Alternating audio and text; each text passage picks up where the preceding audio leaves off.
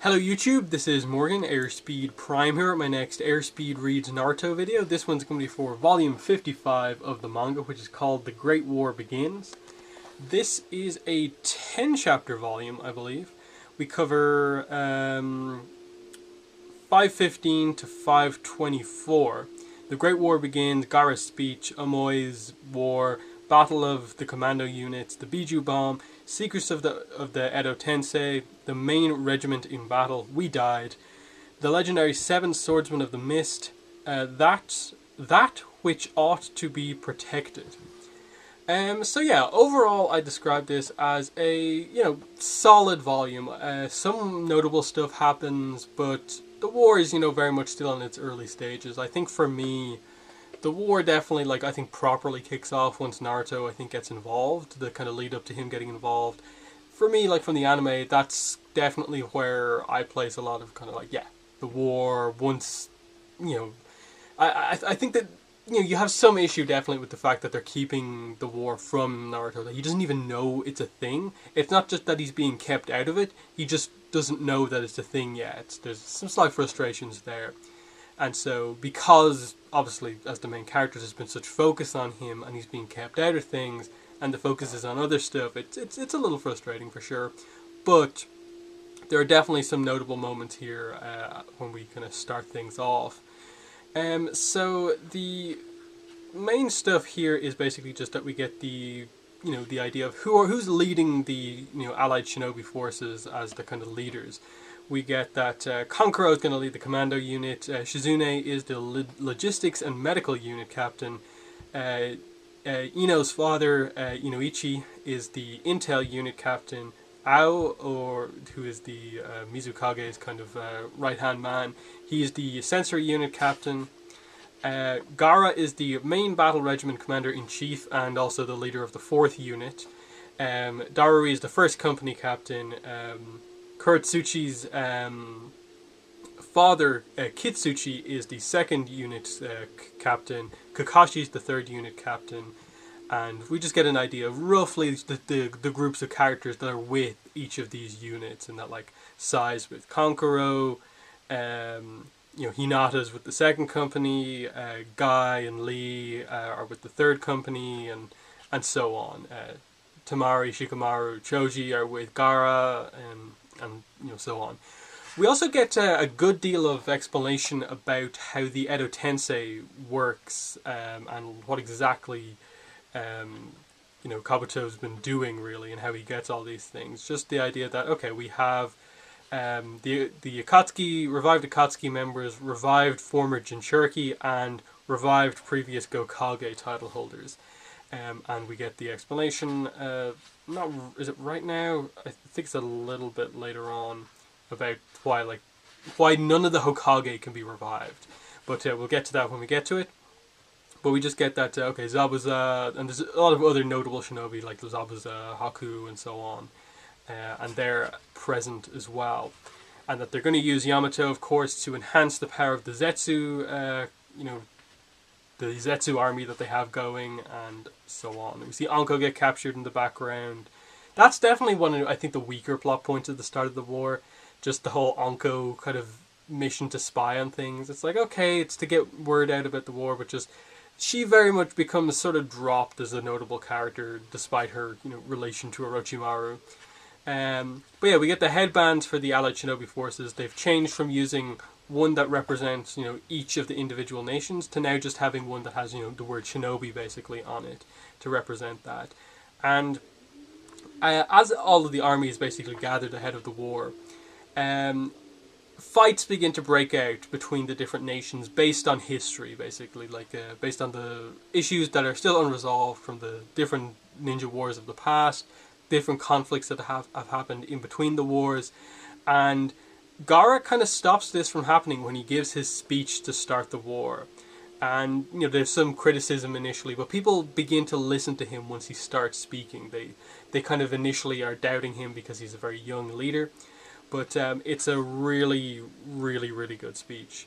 But he says, in the name of gain and profit for one's nation and village, shinobi have hated and hurt each other for many years, from the first to the third great wars. That hatred desired power, and I was born. In the past, I was hated. I was hatred and power and a Jinchuriki. I hated this world and all the people, and I often thought about destroying both. In some ways, I was no different than the Akatsuki in my plans, but one Konoha shinobi stopped me. That shinobi cried for me, his enemy. He called me friend even though we had done battle. He saved me. We were on different sides, but we were both Jinchuriki. There could be no bad blood between those who've experienced the same pain. There are no enemies here in front of me, for we all bear the pain of having been hurt by the Akatsuki. There is no sand, no stone, no leaf, no mist or cloud. There is only shinobi. If you still can't forgive sand, you can come back and face me when the war is over. And this begins to turn people onto his side. That friend who saved me now is the target of our enemy. If he falls into their hands, this world as we know it is finished. I want to protect that friend in this world. I am too young, too inexperienced, so please lend me your strength. And this speech gets the army going. They want to fight together to take out the Akatsuki. They believe, they listen to him exactly. And it's interesting that Gaara basically gives a speech about Naruto, and that's what kind of guides the war in that sense. And so you're already getting the hints of like, okay, Naruto is a hero within the Leaf Village, and he is known by certain members of other villages, but we're beginning to get it set up that he is going to have a big influence on all of the other nations once he steps forward onto the battlefield. But we do get the start of the battles at this stage. The commando units, of course, are the ones to fight. It's the Kankuro unit with Sai and a couple of other characters like Omoi versus the commando unit of the enemy, which is Sasori and Deidara. So it's a pretty interesting fight that we get here in that part of this, the enemy's commando unit is Sai's brother, or just his the person he was very close to within the Foundation. They're not actually blood related.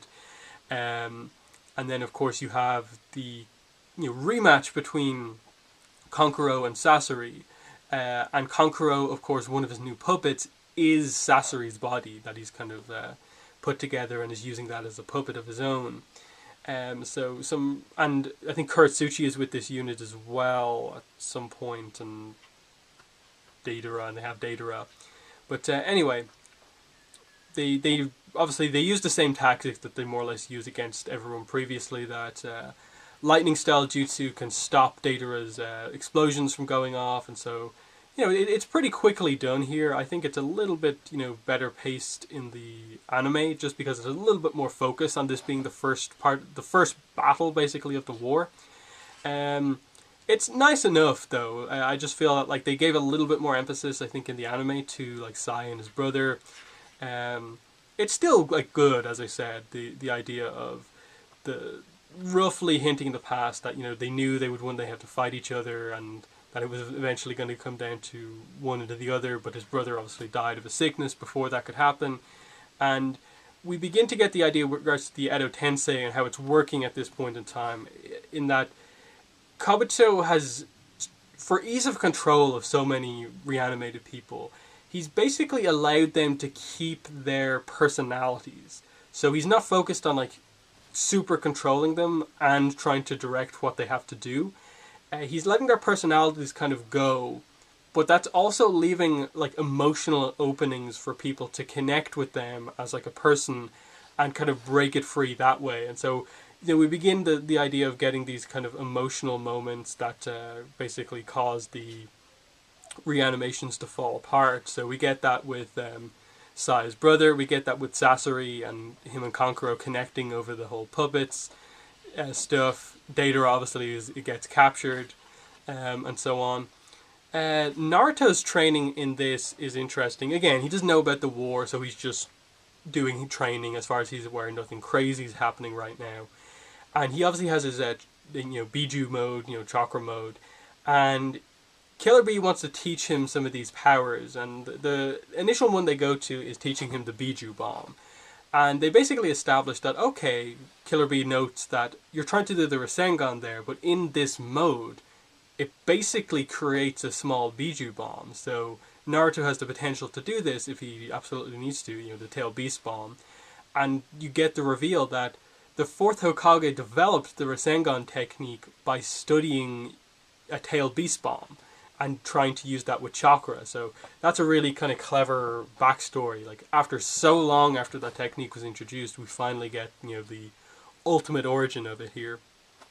But I think it's at this point we get the explanation on the Edo Tensei that you do need some aspect of the person, whether that be just something they had, basically a part of their body to some degree, DNA. You need to kind of revive them, and he basically is demonstrating, like as a way of proving himself, part of the team to Toby. He's demonstrating exactly how the reanimation technique works. To achieve that, a certain amount of flesh from the person's body is required to revive. He explains that in the battle against the third Hokage, the reason that the fourth Hokage was attempted to be revived but failed was because he used the Reaper Death Seal. And it's a limitation on the Edo Tensei is that if your soul is kind of connected to something else, it can't be brought back. So because of what Hiruzen did in that battle, sealing himself and the spirit of the first and second Hokage away, none of the first four Hokages can actually be resurrected, and that means that no Hokage can basically be resurrected during this battle. So those characters are out of the picture. He explains that Jiraiya's body is too far under the water to get to, and so he can't be resurrected. Shisui's body was just completely being unable to be found, so he can't be resurrected.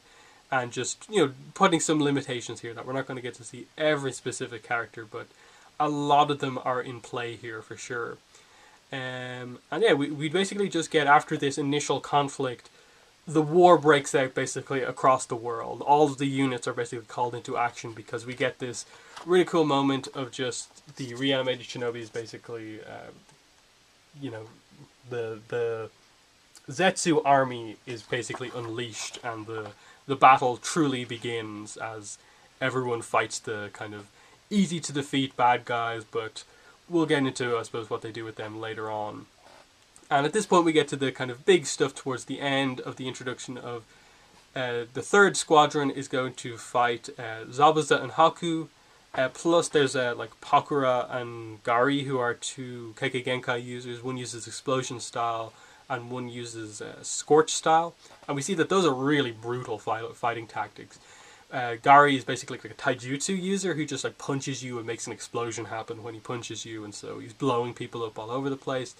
Pakura uses scorch style, so she basically just punches you and like instantly like boils your blood, or something crazy like that happens. We see people getting completely like dried out. We just get some nice moment prior to Zabuza basically like Kabuto realizing he needs to turn off the free will of Zabuza and Haku because they're kind of very open because of the connection with Kakashi, to actually immediately just being kind of taken out of the battle through the kind of emotional resolution stuff. So they're quickly turned into kind of mindless kind of people in control by him, as the other 7 ninja swordsmen are kind of presented to us. With Suigetsu actually just as him and Jugo escape, he basically just explains to him the idea of what the other swords do. Like one of them's like a needle, one of them's like a blunt blade hammer combo, one of them's just a blade wrapped with explosive tags, and you see that there's a bunch of different stuff that they have going on here. We get the names of these characters and just the uniqueness of everything. The previous user of Samehada, and actually explaining to us a technique about Zabuza's Executioner's Blade, that it's broken right now, but if you use what is left of it to cut someone, it heals itself. It uses the blood with the iron that it's made from and basically restructures itself. So Zabuza, just from taking out random shinobi he's facing here, gets his Executioner's Blade back. So just that sword isn't gone because it was just like broken earlier on. It's still in play now. And then we just get a repeat, kind of a reflection back to the first arc here, as Kakashi goes to take out Zabuza. Haku steps in, blocks the attack, but it obviously goes roughly the same way. And Kakashi is very much driven to stop Zabuza and Haku here, because he knows this is not the way they are now, and he kind of reflects on the fact that they were the perfect first enemies for Naruto to fight, because they really helped to shape him into the person that he is, in that he kind of ended up liking them in the end, and Kakashi basically felt the same way, that in the end they were quite honorable in the end, and they taught Naruto important lessons, as well as, I suppose, Kakashi to a degree as well.